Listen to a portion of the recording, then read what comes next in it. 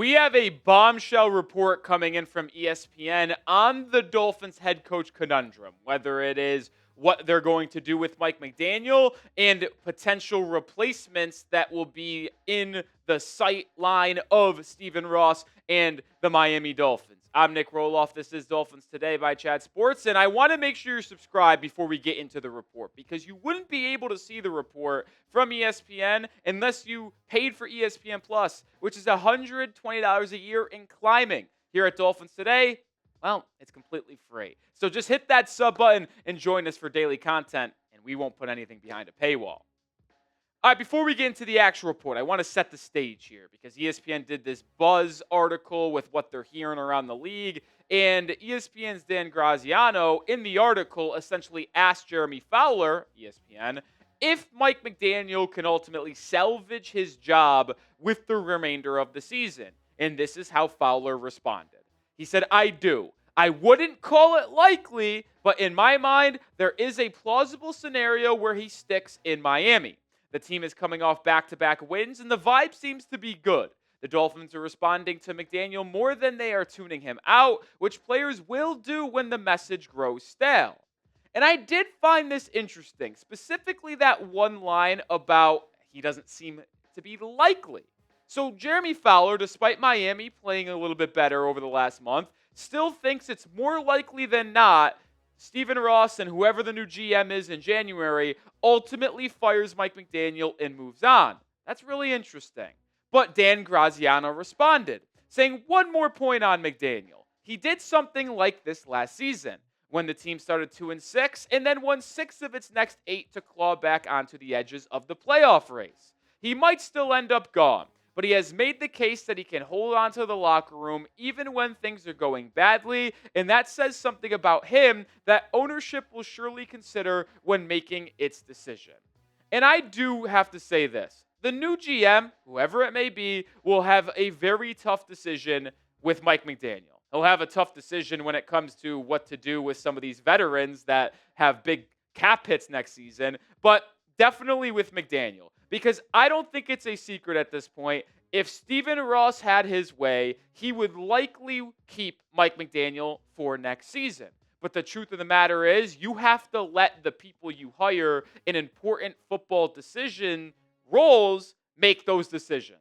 And if he hires a GM who wants to fire Mike McDaniel and bringing in another head coach who is on the same exact timeline and have the same aligned views on how to build a roster and how to win in the National Football League, well, you have to let that GM do that.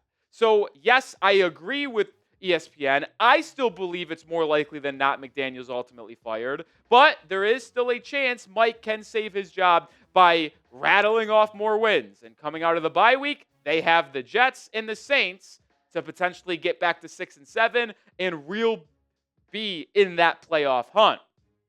Before we continue on here, pinned comment. Should Miami fire Mike McDaniel after this season? Type Y for yes or type N for no. It's obvious it is not going to happen in season. I will not ask for it to happen in season anymore, but I will ask you if they should fire him when the season concludes in mid-January. And I said this earlier this week, still think the Dolphins should fire Mike McDaniel. I understand why they might want to keep him for another year because Tua will be here in 2026, no matter who is head coach or GM.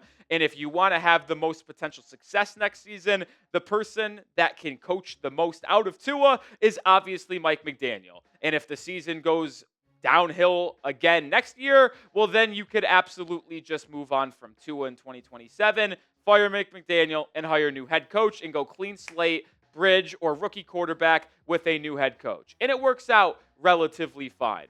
But I think Miami should just rip the Band-Aid off and move on from Mike McDaniel. Because we know what Mike is. He can beat the bad teams, and he struggles against the winning teams. This is his 4th year in Miami, so through 3.5 years, Mike McDaniel is 4-15 against teams when he played them had a winning record. And against teams that were either 500 or worse, he's 28-15.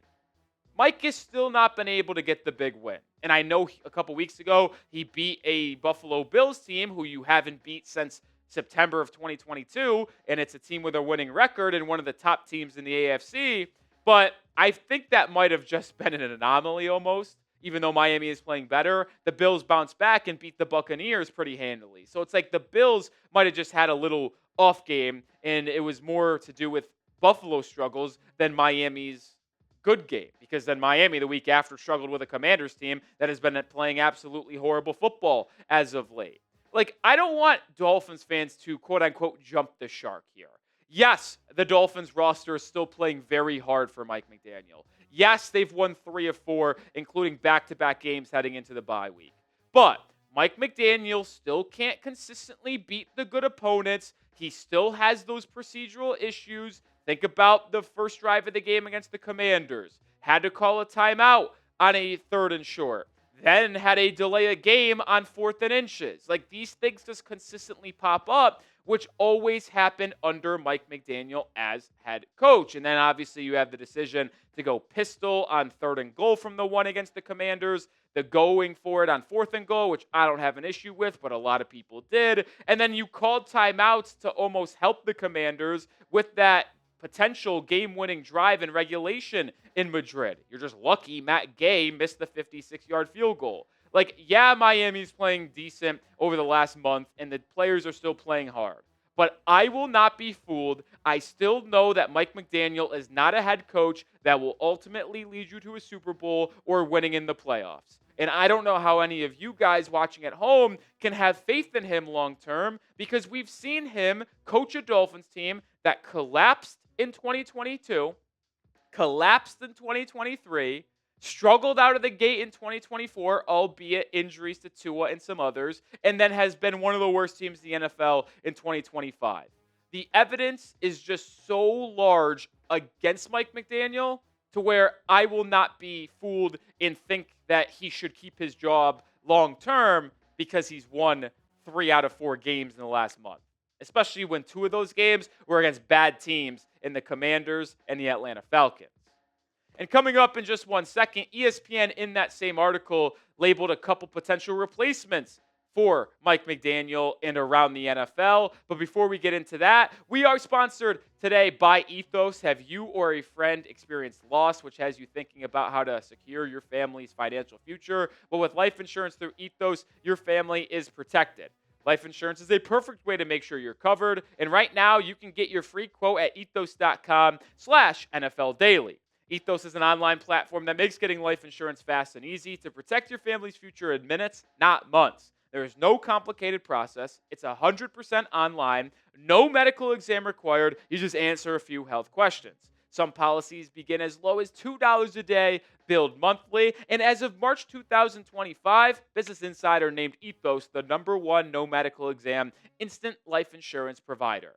Protect your family with life insurance from Ethos. Get your free quote at ethos.com/NFL Daily. That is ethos.com/NFL Daily. Application times may vary. Rates may vary. That link is in the description and comments of today's video.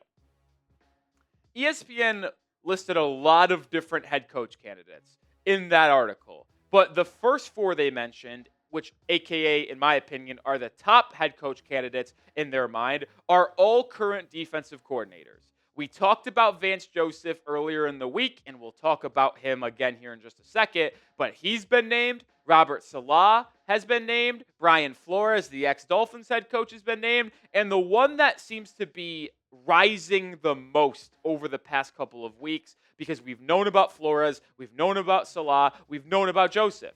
But Jeff Hafley, the Green Bay defensive coordinator, is rising up ranks, and it's even making some Packers fans question if they should fire Matt LaFleur this offseason to promote Jeff Hafley to that new head coach position. Yeah, that's a real thing happening right now over in Green Bay. So those are 4 interesting names to keep your eye on. Some other names that were mentioned, so they went with defense, they went with offense. The 5 offensive names they mentioned were Matt Nagy. Oh boy, if the Dolphins hired Matt Nagy to replace Mike McDaniel, that would be my 13th reason. I'd be done. Mike McCarthy would be an intriguing option. Cliff Kingsbury, Arthur Smith, former head coaches that are current offensive coordinators. Intrigued by Cliff, probably not in on it. Arthur Smith, absolutely not. And then Joe Brady is another option, but I'm also saying no to him because I don't even think he's that good of an offensive coordinator for the Buffalo Bills. But I want to circle back to Vance Joseph because he's been linked to Miami now multiple times in this article from ESPN, but he also was briefly mentioned by NFL Network and Ian Rappaport last weekend. And in this article, Jeremy Fowler said Vance Joseph's defense in Denver might break the NFL record for sacks in a single season, and he has ties to the Miami and Cincinnati jobs if those come open. And you might be wondering, well, why would Vance Joseph have some ties to the Dolphins job? Well, it's because he was on the Dolphins coaching staff in 2016 as the defensive coordinator for Miami. And obviously, Stephen Ross has some sort of relationship with him and may look to target him to be the replacement for Mike McDaniel if they ultimately move on. But since he was the defensive coordinator for Miami, he went from defensive coordinator in Miami to head coach with the Denver Broncos for 2 years. Ultimately was fired. They bring in Sean Payton. Joseph goes to Arizona to be their defensive coordinator and then rejoins Sean Payton. And I want to make a quick adjustment. They didn't go away from him for Sean Payton. They went away from him for Nathaniel Hackett. Even dumber. But with Sean Payton back at head coach, he convinced Vance Joseph to return to Denver. And you just simply don't see someone get fired as head coach from an organization and then go back to that organization not even 5 years later to become a defensive coordinator. It shows you the type of man Vance Joseph is to put his pride aside and just go where he is needed and where he fits the best. And I got to be honest, I don't even think he deserved to be fired in Denver. He, yes, was last in the AFC West and third in his 2 years, but it's not like they were like the worst team in the NFL. They won 5 and 6 games respectively. I thought it was a premature hook for Vance Joseph.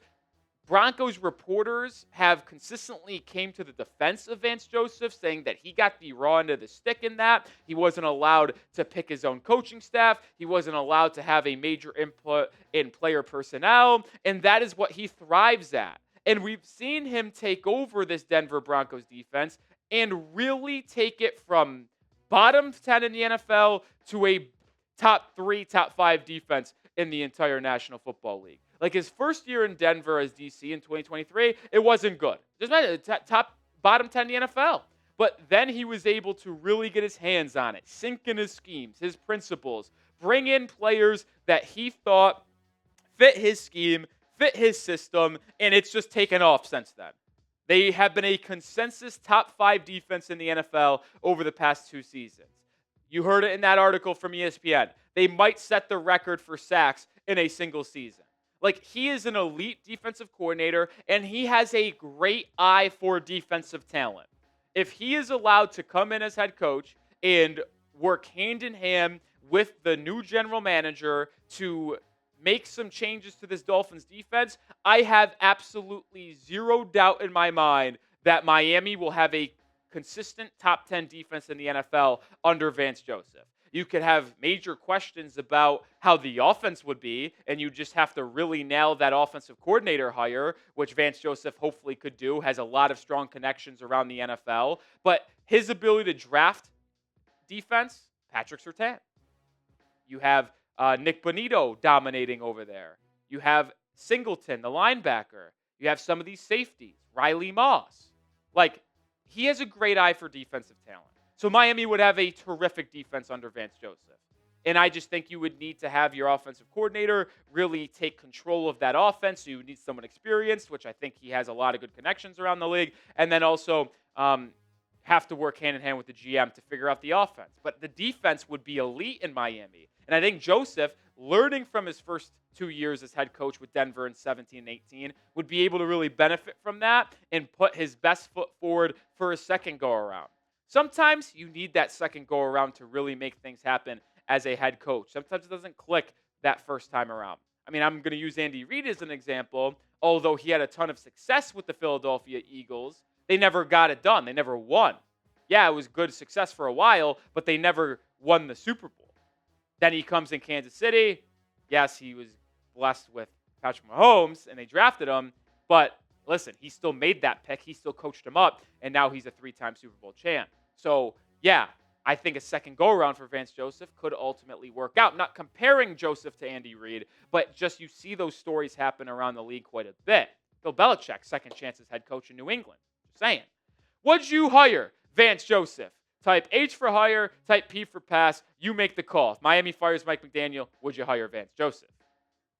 He's certainly on my list. And just past weekend, I made a video about potential head coach targets. These are my 5 right now. And I don't think it's necessarily like I'm pounding the fist. I need to go defense, defense, defense. But I will say, if you fire Mike McDaniel, you're probably not going to find a head coach that is a better offensive mind than Mike McDaniel, right? Like Mike McDaniel's really good offensive mind, the way he can scheme up runs as well as some pass plays. I think he just sometimes doesn't make the right calls and play calling and sometimes gets away from what is working. But he is an unbelievable good offensive mind. So I doubt you're going to find a better one, which is why if you're moving on from Mike McDaniel, the head coach is naturally probably going to be defensively orientated, right? And I think Salah is a really good option. I think he got their on a stick in New York. Same thing with Joseph in Denver. If you want to go with a first-time head coach, Jesse Minter and Chris Schuler are good options. Schuler really rising the ranks for me. If I had to rank my head coach targets, I think it would go Robert Salah 1, Vance Joseph 2. I really think I'm growing on Joseph and moving him above McCarthy. Shula 4, Jesse Minter 5. That'll do it for today's show. We'll have a video out later today, actually bringing a mock draft to the channel since we're on bye week. We'll have a couple videos on Friday. Hey, we have 2 videos out every single day. So if you want daily content, this is the channel for you. So join us.